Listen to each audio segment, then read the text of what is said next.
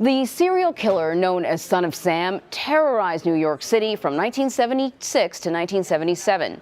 David Berkowitz used a .44 caliber handgun to commit several random shootings across the city. He killed 6 people and he wounded 7 others. Police eventually arrested him exactly 40 years ago today. The city of New York was actually experiencing a massive nervous breakdown. There was palpable fear in the hearts of people in the streets of the city at night. One man terrorized 16 million people. This was a mystery. Nobody had even a clue as to who was doing this. I lost my ability to love, have compassion. I became an animal. For 13 months, David Berkowitz prowled the streets, looking for young women to kill. He called himself the Son of Sam and stirred up the emotions of hardened New Yorkers with his haunting words and hateful deeds. On Christmas Eve, 1975, David Berkowitz attacked a 14-year-old girl with a knife. As he tried to stab the girl through her winter coat, she screamed and struggled in his arms. Berkowitz cut himself with the knife. It was so traumatically horrible to him that he vowed that he could never do that again. But then his mind went to work and he tried to figure out a different way to do it. At his next attempt, and all the ones to follow, Berkowitz would use a far more impersonal weapon. I became virtually a killing machine, a machine of destruction. In the summer of 1953, Pearl and Nathan Berkowitz adopted a 3-day-old boy and brought him home to their small apartment in the Bronx. Little David was a blessing because the couple couldn't have children of their own. One of David's earliest memories was his parents telling him that he was adopted and that his real mother had died giving birth to him. Nathan Berkowitz worked 6 long days a week running a hardware store. Pearl was a homemaker who loved to show off her little boy. While David's childhood seemed normal enough, including Little League and occasional trips to Yankee Stadium with his father, David sensed early on that there was something wrong, something he could not express. When David fought with other boys in the neighborhood, they would taunt him saying, "You're not a real kid, you're adopted." Worse than the shame he felt over being adopted was his guilt, knowing that his biological mother had died in childbirth. He would lie awake at night, fearing that his father was going to come and murder him in his bed because he had killed his biological mother. David's dark imagination was fueled by the many horror films he watched on television. He suffered from terrible nightmares, but was often too frightened even to speak about them.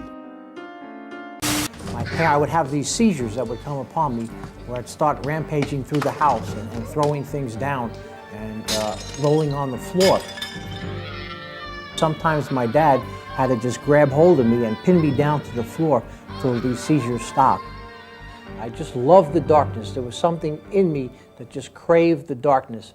I would lock myself in the closet for sometimes hours at a time, and my mom didn't even know I was in the house. At other times I would just hide under my bed and stay that way for several hours. There were times at night when I just felt a craving or urge to just go outside. Sometimes I would sneak down my fire escape and just wander the alleyways and wander the streets 1 o'clock, 2 o'clock, 4 o'clock in the morning, and then sneak back the same way. Sometimes my parents didn't even know that I was gone. I had no joy in my heart. I had no happiness. I felt mentally confused. I was struggling in school. I was cutting out of school. I just couldn't be controlled. Berkowitz hated school and would run home as fast as he could to be with his mother, whom he adored.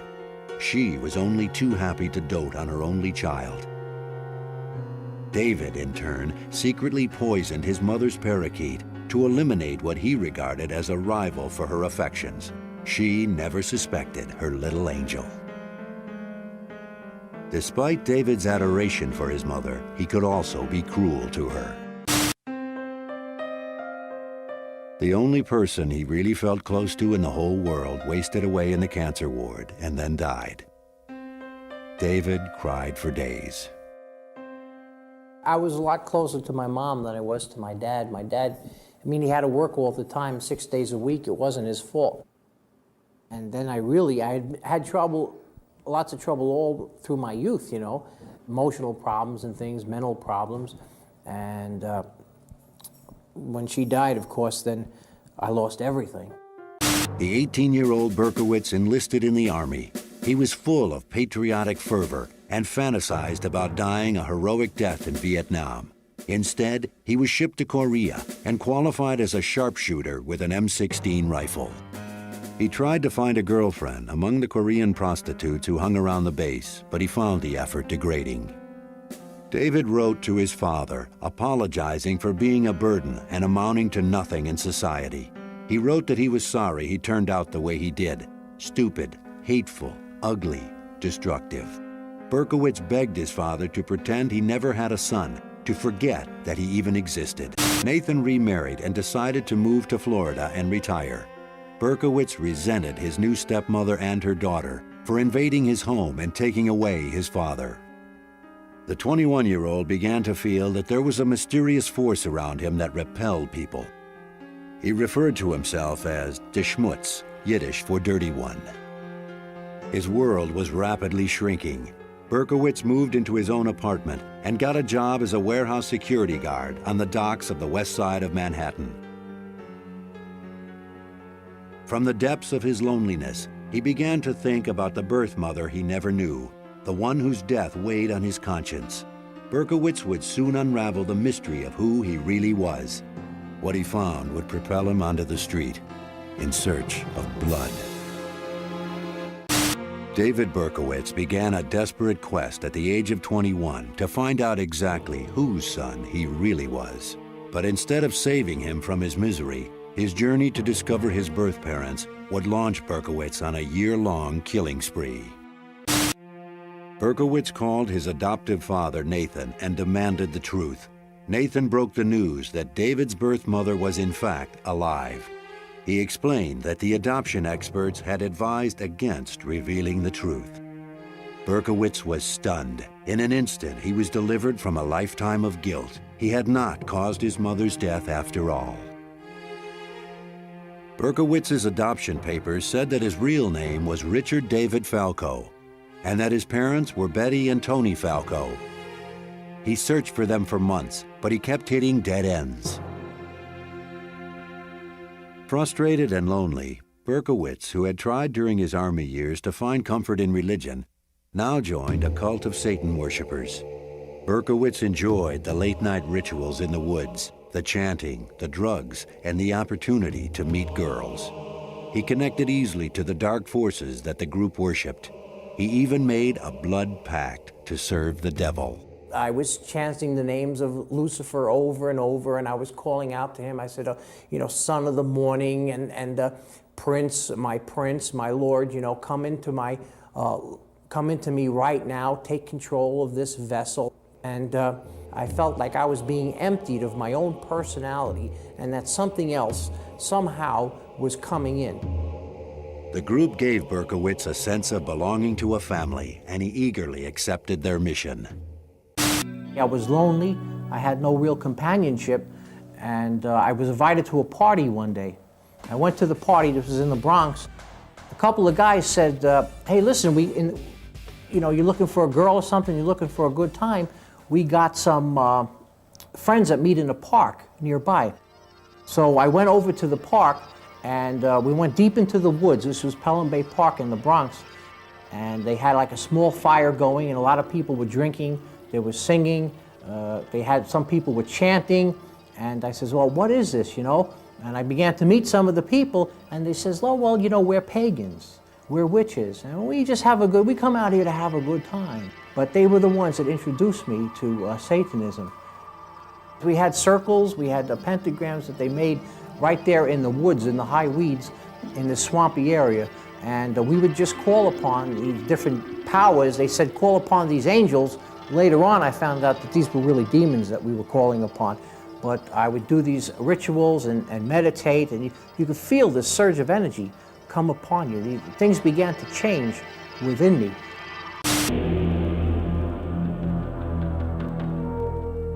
It always seemed that I had some type of connection with the devil. It always just seemed that I had this fascination with horror movies and things of that nature. I always felt like the devil was around.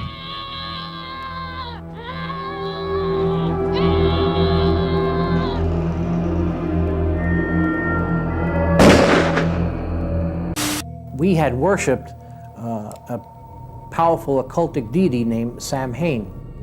He is one of the high-ranking demons, and he was the one we used to call upon all the time. And it became somehow abbreviated to Sam. I really thought that I was some kind of soldier in a satanic army, and we had determined to bring New York City to its knees, to initiate a reign of terror. And looking back, it was a tragedy. Innocent lives were lost, my life was ruined, other people's lives were ruined, and we brought nothing but hurt and pain. There is a pattern of how Satan works, and he doesn't come out at the beginning and just destroy a life. He will come in little by little. When I got involved with Satanism, I mean, I wish I had known from the beginning how far this thing would have gone. As unbelievable as it sounds, what started as animal sacrifices, people began to talk about making human sacrifices. And I never knew at the beginning that this stuff was going to result in murder. Satan never jumps on a person all at once. He'll chew away at them. In case of David's life, it's exactly the same. He moves in for the kill, and then he pounces and finishes a person off. You can't really rationalize the future. You know, you just kind of figure the devil will get you out of it. The devil will figure out a way. Look, we're serving the devil, we're soldiers. He'll make a way of escape, but that's a lie.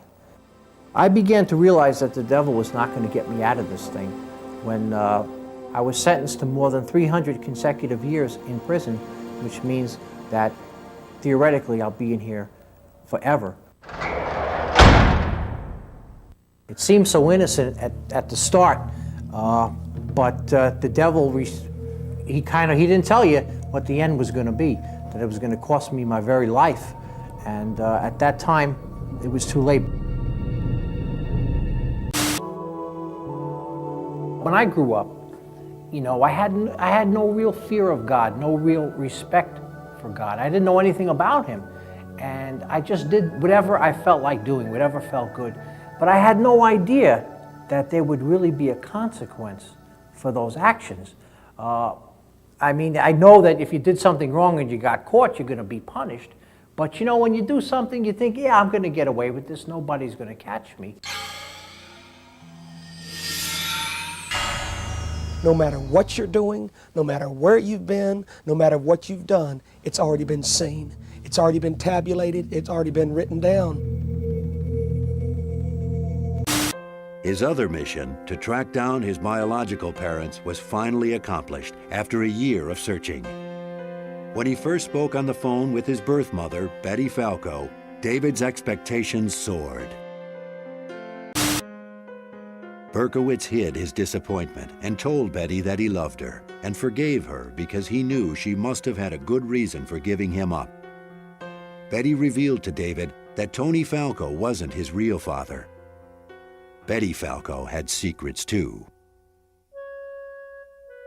Betty, a daughter of poor Jewish immigrants, had married Tony as a teenager. After they had a daughter named Rosalind, Tony left Betty for another woman. Betty had then begun a long affair with Joseph Kleinman, a well-to-do Jewish businessman who was married with 3 children. In 1953, David was born. Kleinman would not tolerate the embarrassment of an illegitimate child. Betty too felt guilty and ashamed and quickly made arrangements for an adoption. He learns at the moment of his imagined rebirth that he had intruded upon the lives of these 2 people who were simply together having sex. Berkowitz's relief over not having killed his birth mother quickly turned to anger. He later wrote, Here I was, never wanting to be born in the first place, miserable, maladjusted, plagued with death fantasies, only to find out that I was unwanted, an accident after all. This moment of truth lit a fuse in Berkowitz, but he never let his feelings show. For a while, he even maintained a relationship with his half-sister and her 2 daughters, who called him Uncle Richie and would jump into his arms when he arrived for dinner. Berkowitz's visits grew less and less frequent, then stopped altogether. He later wrote, "I was getting a very powerful urge to kill most of my natural family. I fought hard to keep these thoughts from becoming actions, so I just stayed away altogether." The 22-year-old Berkowitz mysteriously told his half-sister that he would never hurt her or her daughters. Instead, on Christmas Eve 1975, Berkowitz attacked a 14-year-old girl in the Bronx with a small knife. The rage David had managed to keep under control for so long was starting to crack through his quiet exterior. The attack was too close a physical encounter for the withdrawn Berkowitz. The girl fought back, screamed, and escaped. Berkowitz decided that next time he'd use a gun. That Christmas Eve, a serial killer was born.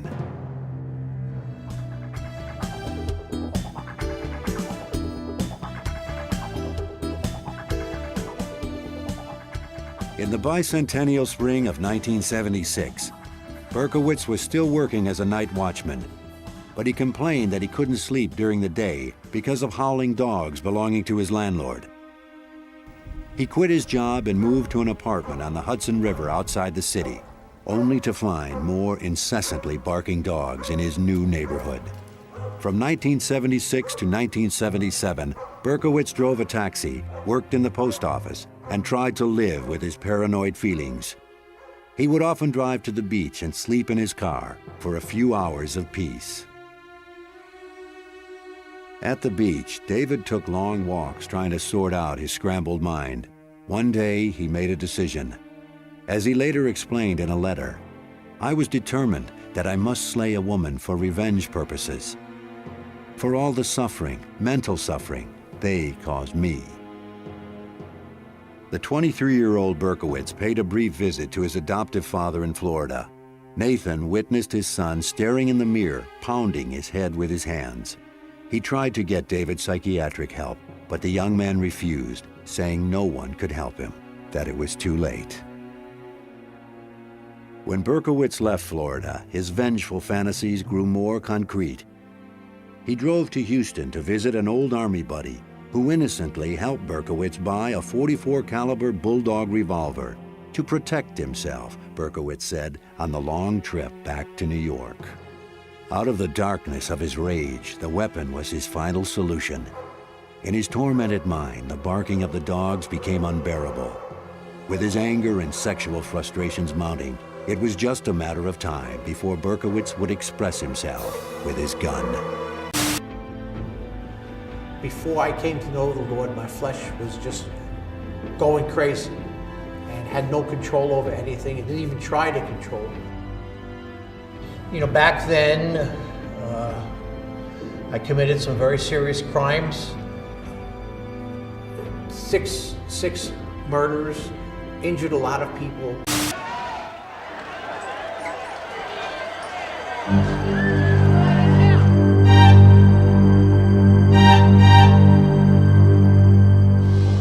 In the summer of 1977, New York lost its mind. We had a blackout in which 3,000 people were arrested. You know, it was a very, very different time, and people were afraid to walk around. The city is preoccupied with the killer, who in one note signed himself the Son of Sam. Most of the victims have been young women with shoulder-length dark brown hair who were gunned down as they sat in parked cars or walked the sidewalks of the Bronx and Queens. I ran down. By the time I got down, she was dead in the street. My daughter was 18 years old, and that's what he took out of my heart, 18 years. He struck again over the weekend, shooting a young couple in a Brooklyn lovers lane, and today the girl died, the killer's 6th victim. He's wounded 7 others. Oh my God, we've been shot. What do you remember from the shooting itself. The bullet totally destroyed the left eye and most of my right eye. Where the bullet struck me, right in the head, I never felt anything. It just hit me directly in the head, and it traveled right across to the right side of my head. The only substantial clues so far have been 2 letters, including one mailed to the New York Daily News. He was writing about a dog that talked to him, gave him orders to kill. On July 29, 1976, Jody Valenti was dropping off her friend Donna Loria in the Bronx. Berkowitz drove by and saw the 2 girls laughing and talking. He parked his car 2 blocks away and walked back. Then he circled the car at a distance, like an animal stalking its prey. Jody turned her head and saw Berkowitz's piercing eyes. She said, "Who's that?" As Donna turned to look, Berkowitz pulled his gun out of a brown paper bag and fired. In the silence that followed, Berkowitz was frozen. Jody pounded the car horn. Berkowitz popped out of his trance and ran. Donna's father burst out of the apartment building, screaming for help as he gathered his daughter in his arms. But she was already dead. Jody survived a bullet wound in her thigh and was able to give police a description of the killer. He didn't know if he had killed anyone until he read the New York Post that afternoon. After that, Berkowitz was out every week, cruising neighborhoods that bordered highways. In the fall of '76, he wounded 2 more young women, as well as a man who he probably mistook for a woman in the darkness. Donna DeMasi was shot in the neck. Joanne Lamino was paralyzed from the waist down. And Carl De Niro would end up with a metal plate in his head. Berkowitz was nervous during these first few attacks because he realized he was crossing over the greatest moral divide. I was cognizant of finally being able to pass that point in which a human plays God, he would later confess. I was anxious, excited, and tense. On a frigid night in January 1977, Berkowitz, with his gun in his pocket, cheerfully helped some stranded teenagers push their car out of a snowbank. And yet, later that very same night, Berkowitz crossed paths with Wall Street secretary Christine Freund, who was in a parked car with her boyfriend. She was shot and killed. Her boyfriend was unharmed. Up to this point, police still had no clue that the murders were related. The detective assigned to Freund's case sent the bullets to the ballistics lab for analysis. I walked into the ballistics unit in the police academy. I met with George Simmons, and my purpose of going there was to meet him specifically, not his boss, not another ballistics detective, but him, because I had a lot of faith in him. And as I walked in, he said to me, "Joe, we have a psycho here." Simmons explained that he had seen the same bullets in 3 other shootings since July. He was convinced they all came from the same rare kind of pistol, but he couldn't prove it yet. The 5th attack took place on March 8th, 5 weeks after the murder of Christine Freund, and less than 100 yards away in Queens. Virginia Voskerichian, a college student, had come to the U.S. with her family from Bulgaria, and only a year before had been made an American citizen. It was 7:30 in the evening when she was walking home from classes. This guy walks up to her, and she sees the gun in her face and puts her school books in front of her. And he fires through the school books and puts a bullet in her brain. This time, police were able to match the bullets to the first murder. No one could deny that there was a serial killer on the loose. The police dubbed him the .44 caliber killer and braced for him to strike again. Panic seized the city. Women cut their hair short and dyed it blonde because they thought the killer was gunning for long-haired brunettes. I thought about the .44 caliber killer every day since it happened. I go to beauty school up the block, and most of the girls are wearing their hair up because they're afraid of the .44 caliber killer. They wear it up. One thing that I really don't do anymore is sit parked cars. The following week, he was on the hunt again. At 3 a.m. on April 17th, he was headed home when he saw 2 heads over the seat of a car. This was probably the worst night of my career. I was in charge of the nighttime detail. And we always felt, in investigating homicides, people are creatures of habit. So we always cover the areas where they already hit. Less than 4 blocks from where Donna Lauria was killed, Berkowitz waited as a patrol car passed by and disappeared. He walked toward the car, dropped a note at the scene, and then fired. Valentina Suriani and Alexander Esau were both shot and killed instantly. The note Berkowitz had dropped at the crime scene was the first solid lead for the police.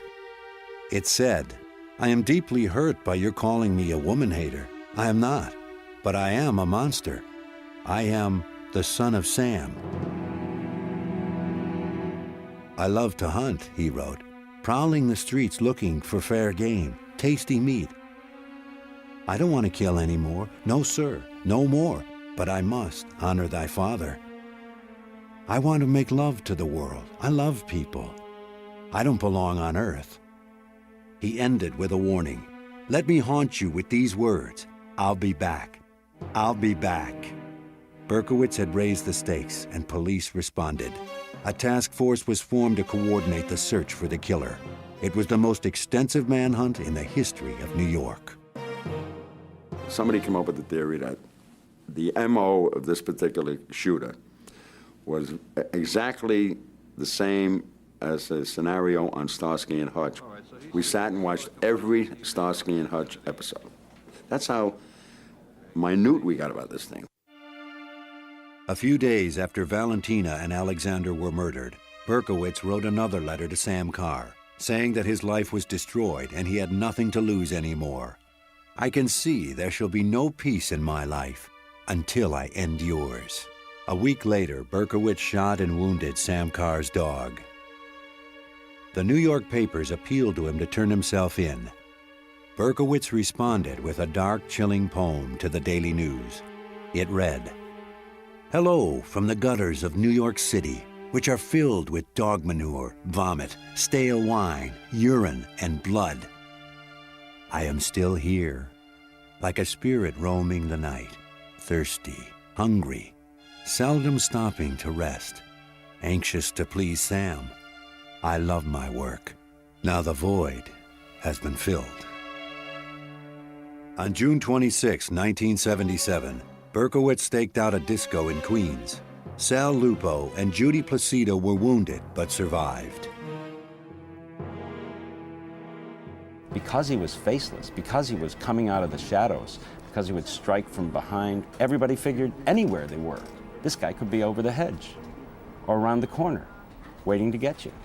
There was palpable fear in the hearts of people in the streets of the city at night. One man terrorized 16 million people. As the first anniversary of the killing spree approached, the city still cowered in fear, wondering who the son of Sam really was and what he had in store for them next. By July 1977, as the first anniversary of Donna Lauria's murder approached, one paper boldly proclaimed, "Death Day." Another asked, "Tell us, Sam, what have you planned for us tonight?" The streets were eerily quiet on the night of July 29th, and it passed without incident. 2 days later, on July 31st, Stacy Moskowitz and Robert Violante went out on a date in Brooklyn. Before Stacy left, she and her sister joked that the odds of crossing paths with the son of Sam were 1,000,000 to 1. That night, Berkowitz was hiding in the park as Stacy and Robert parked their car. He watched them as they played on the swings. Back in their car, they were kissing passionately. Berkowitz fired 4 bullets into the passenger side window. He stood there mesmerized and then ran. Robert Violante lost one eye and was partially blinded in the other. Stacy Moskowitz lived for 39 hours and then died.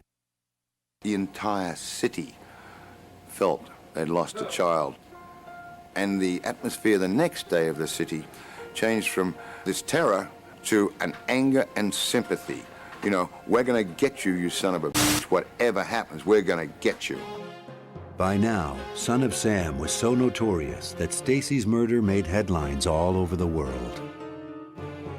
What he was doing was manipulating, dominating, and controlling society. And now this insignificant nobody, someone who feels like he's one grain of sand on a beach with billions and billions of grains of sand, he is important, and he finally has arrived.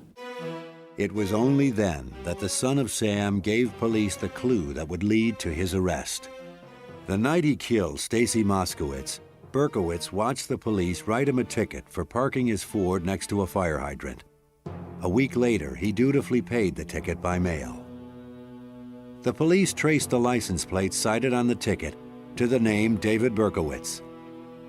They quickly discovered that he had been sending harassing letters to a number of people, and that a man named Sam Carr claimed Berkowitz had shot his dog.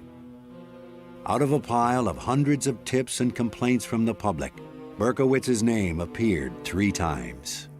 On August 10, 1977, a large team of detectives staked out Berkowitz's apartment.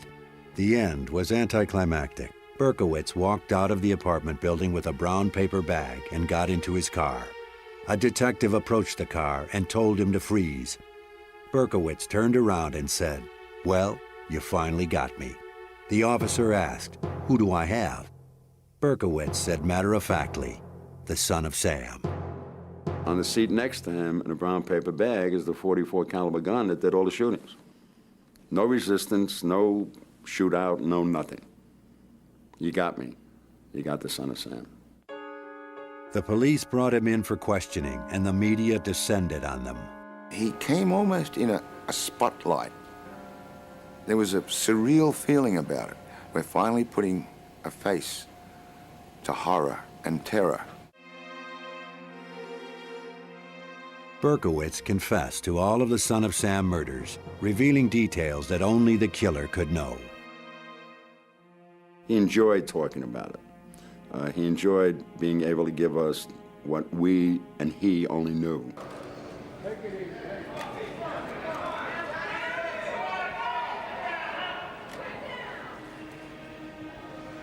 Facing the public for the first time, Berkowitz could not keep from smiling.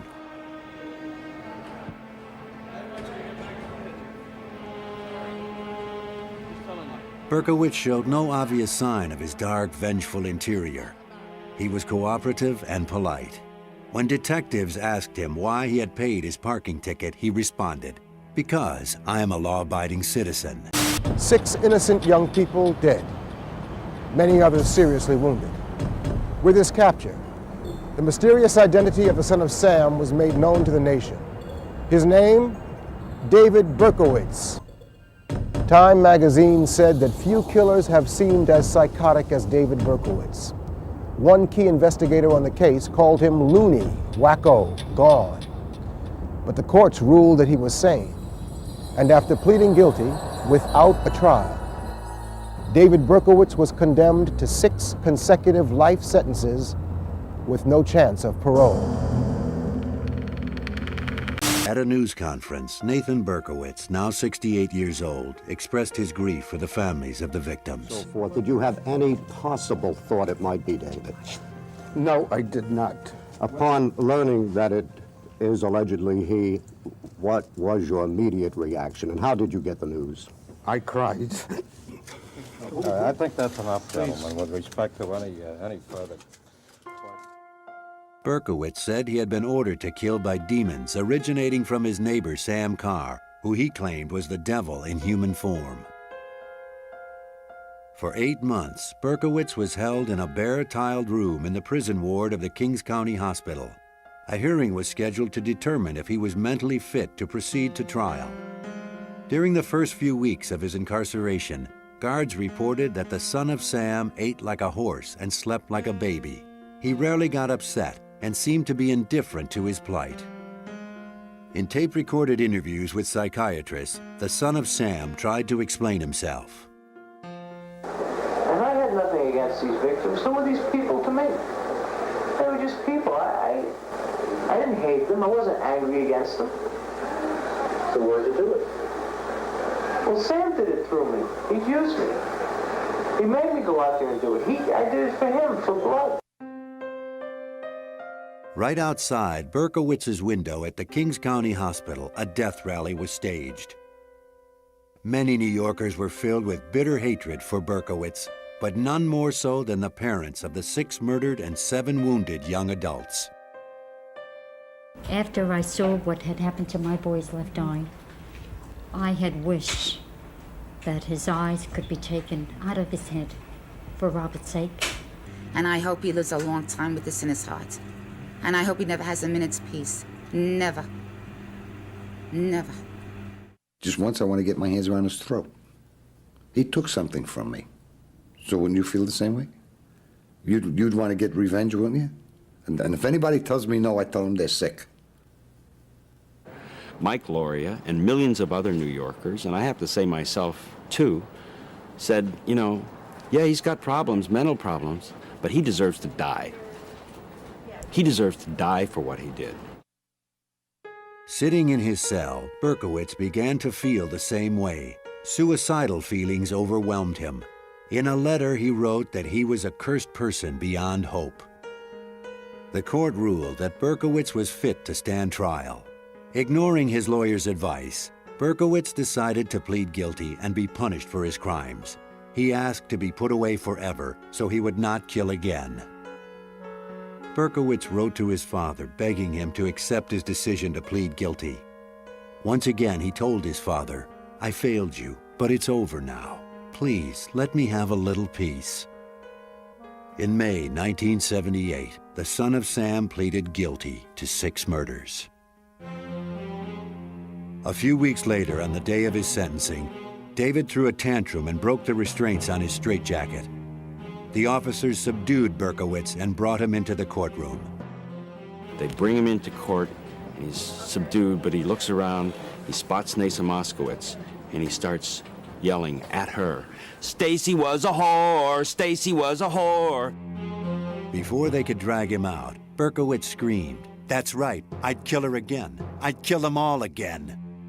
Nasa Moskowitz was standing up screaming at him, "You son of a bitch! You killed my daughter! You're gonna get killed yourself!" It was an astounding moment. Berkowitz was dragged from the courtroom biting and kicking. The sentencing was postponed. On June 13th, a greatly subdued Berkowitz stood before the court. The judge said, "It is this court's fervent wish that the defendant be imprisoned until the day of his death." The judge added that Berkowitz was an animal, and he wished he could have given him the death penalty. He was sentenced to 6 25-year-to-life consecutive terms and began his incarceration at the notorious Attica prison in upstate New York. The following year, in February 1979, Berkowitz announced that he had made up the story about the demons. At a press conference from Attica, he said he never heard voices, he was not insane, and he wanted nothing except to be left alone and to spend the rest of his life in prison. Later that same year, Berkowitz was almost killed by another inmate. Fearing retribution, Berkowitz refused to name his attacker. Following the attempt on his life, Berkowitz seemed to become more introspective about his crimes. He wrote in a letter that he did hate women, especially women who dance, he wrote, "I hate their sensuality." Berkowitz told a fellow inmate that he attacked women kissing in cars in order to prevent other illegitimate children from being born to suffer the way he did. Berkowitz settled into Attica and seemed to find some peace. For the next 14 years, he kept his silence with the public. Then, in 1993, Berkowitz came forward and revealed a new twist to the Son of Sam story that would capture the public's imagination once again. Prison is really a place of suffering. It's a place of hopelessness. It's a place of loneliness. You will see a lot of people who will not walk with a smile on their face. You will never see them smile. I've seen men who've committed suicide in prison. I know some personally who have taken their lives, who have hung up because they felt that they had no hope. They hung themselves in their cell. I've seen men stab and cut one another over the most petty things. In prison, there's such a high level of anger. Men are so frustrated. Men know that they've thrown away their lives, and they're bitter. And they take it out on one another. They lash out at one another. Sin will destroy you. Sin will eat at you like a cancer and destroy your body, destroy your your mental capabilities, destroy your spiritual life, destroy your emotions. I wish I could just go back into the past and change everything. Looking back, it was all so senseless. You know, being the son of Sam was the biggest waste. It was the biggest lie. Satan had me totally deceived. I didn't know what I was thinking. I had just been programmed to kill.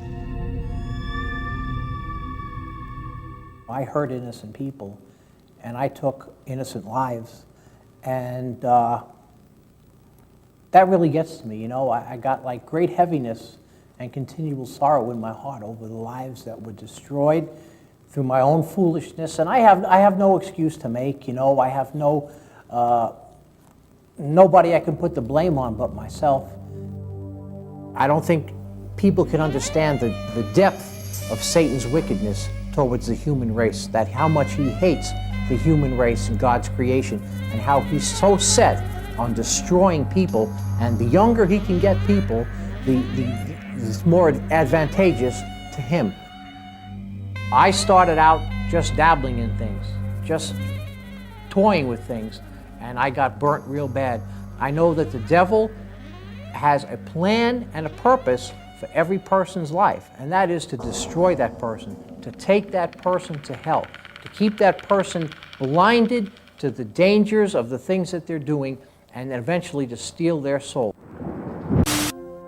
I was walking the prison yard, one cold winter night by myself, just walking in circles, and that night, another inmate walked up to me and says, "David, Jesus Christ loves you very much." I says, "What?" He said, "Jesus Christ loves you very much. He's told me to tell you that God has a plan and a purpose for your life." I says, "Listen, God ain't interested in me. You know, I appreciate it, but God is not for me. I don't believe God loved me. I'm not a good person. I've never done anything good. Why would God love me?" He says, "Well, you don't understand." He says, "God loves you." And he says, "If you'd let me, I'd like to be your friend." But we became friends, and after about several weeks, he gave me a pocket Bible like this, one of these Gideon's pocket Bibles. And he said, "Read the Psalms." So I started to read the Psalms, and I was shocked to find some of the most beautiful words that I've ever read.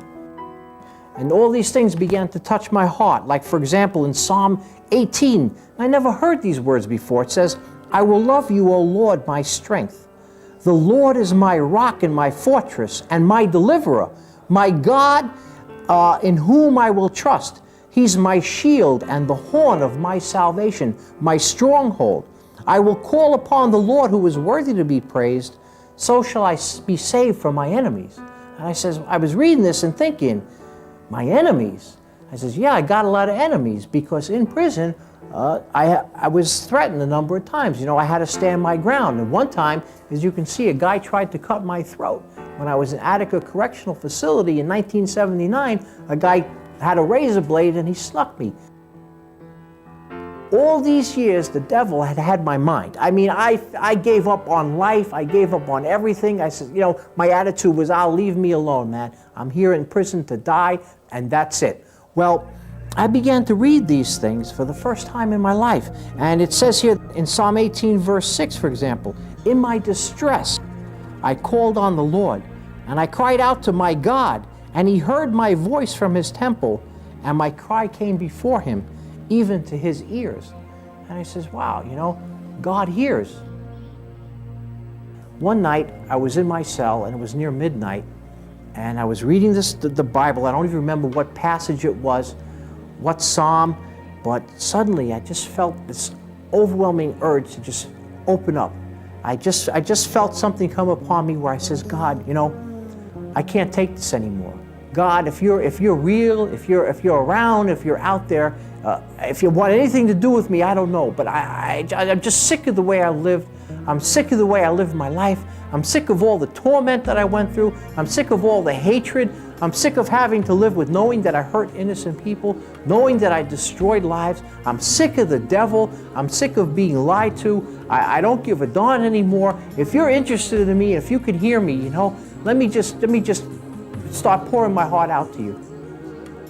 In the quietness, I just started crying and crying, and all this stuff was just coming out of me. I said, God, I'm so sorry for living like an animal. I'm so sorry for all these things, Lord God. I don't even understand what happened. Lord, it seems like I never had a moment peace, God. I never had a moment of peace or happiness in my life, not real happiness. And I just began to cry.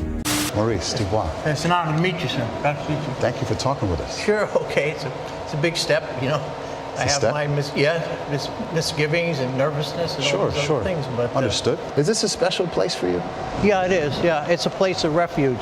I've been locked up since the time of my arrest, just under 40 years. You just turned 64. Yeah, I just turned 64, yeah. What would you tell 23-year-old David Berkowitz today? Turn around before it's too late, because destruction is coming, you know. Yeah, as far as I'm concerned, that was not me. That was not me.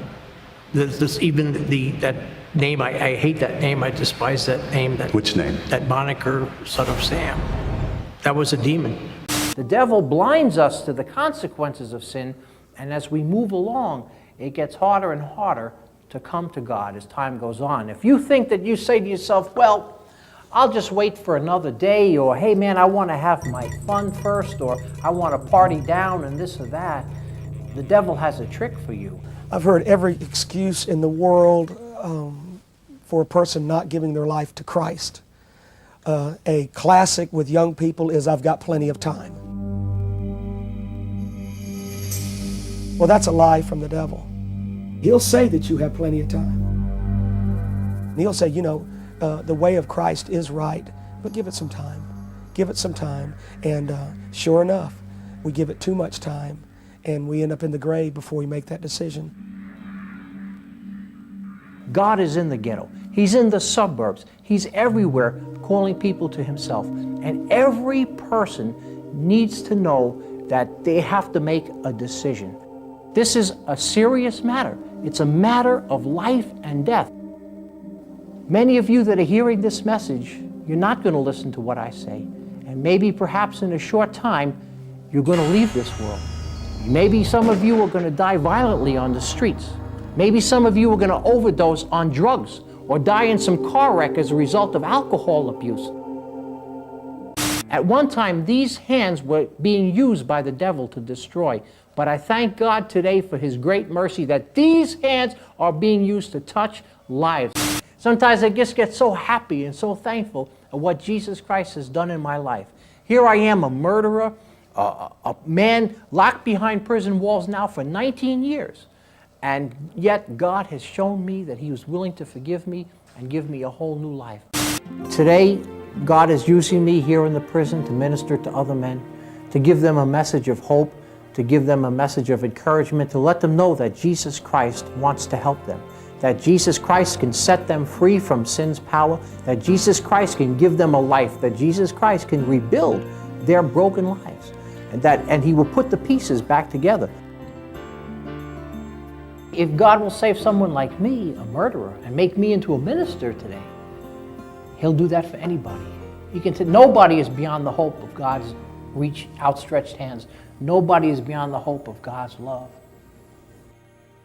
At one time, I was called the Son of Sam. Today, God has said, you are now the Son of Hope. That's my new name, Son of Hope, because I tell everyone that there is hope in God. A lot of this was the suffering I brought on myself through my own sinful actions. And but God is good. But God is good. And he's brought me a long ways. I think in all seriousness and soberness, when I shudder to think what my life would have been if I never came to Christ, I honestly believe that I would not be alive today. I probably would have taken my life, because in my times of depression and darkness, there was really no reason to get up in the morning, no reason to go through the day. It was a lot of pain, a lot of mental and emotional anguish and guilt and torment and all these things that I was carrying. And when I came to the Lord, you know, the Lord began to change all those things. Yeah, okay, that sounds easy. That sounds like just words. People could say, yeah, sure, right. I don't expect people to believe me, but that doesn't matter, because the Lord is still working through me, and so that's really what counts. So I'm the Lord's servant, and I know what Jesus Christ has done with my life, and I'm so thankful for that. I began to read the Bible. I developed a thirst for the Bible. I couldn't put it down. I was reading it every moment. Every time I was back in my cell, back from my work assignment or whatever, I couldn't wait to pick up the Bible. That verse from Ephesians chapter 3, verse 20 comes to mind, that the Lord is able to do exceedingly and abundantly above all I could ever ask or think. I'm not worthy of these things. I don't deserve this. You know, I don't deserve all these wonderful, wonderful blessings of just knowing that God is using my life for His glory and honor, and to think that at one time in my foolishness and in my, wickedness, that I allowed Satan to use me for his purposes. God has allowed me to experience in my own life freedom in many ways. The Lord set me free from a guilty conscience. He set me free from my self-destructive and self-sabotaging behaviors which caused chaos for me all my life. He set me free from the power of depression, which I was afflicted with all my life. He set me free from the power of Satan, because Satan had a hold on me probably since I was a kid. And I have freedom to share my faith with other people. And I'm also free from that power of sin that had me bound for so long. Even though I've been behind prison walls for more than 3 decades, I no longer see the prison bars. My eyes focus beyond that. I see Jesus, the author and finisher of my faith. My freedom is found in one word: Jesus. He reached down to me and He picked me up, and I think of His sovereign love, and I say, Lord, why? Why me? Why me? I don't deserve this. And there's no answer except, David, I just love you, Just accept it. I love you. You're my child. I've cleaned you up. I've forgiven you. Just be at peace. I truly, truly, truly believe, without any doubt whatsoever, if it wasn't for Jesus Christ, I would be in hell right now. I would be lost forever in a sea of torment.